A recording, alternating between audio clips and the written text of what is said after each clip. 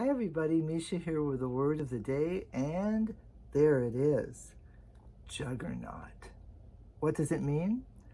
An overwhelming force, movement, campaign, object, something incredibly powerful, so powerful that it simply is unstoppable.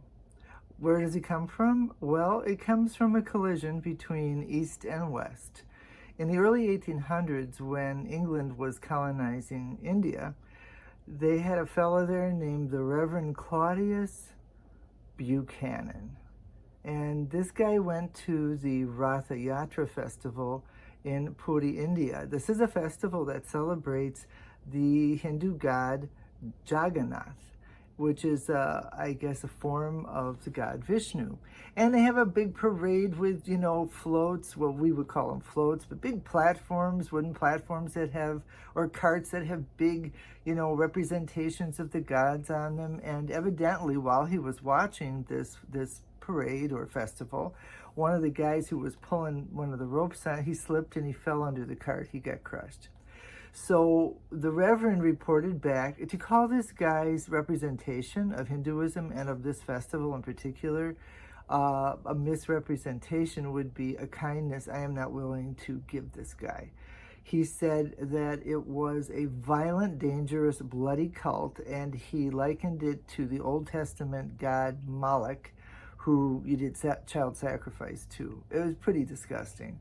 And he even mispronounced and wrote the name of Juggernaut incorrectly, calling him Juggernaut.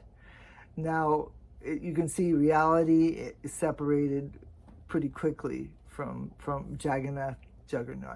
Now, Juggernaut eventually lost this connection with Hinduism fairly early on, say maybe early 1900s already. We were using it just to mean this overwhelmingly powerful force that can't be stopped. In the 60s, we used it to describe communism as the red juggernaut. Today, we use it all the time. Amazon's a juggernaut. Google's a juggernaut. You even have a Marvel character called Juggernaut. Can I use it in a sentence? You bet. When I was a kid, the juggernaut of football were the Green Bay Packers. Until the day she died, my mom always wore her cheesehead hat whenever there was a Packer game. Revenge is sweet, though.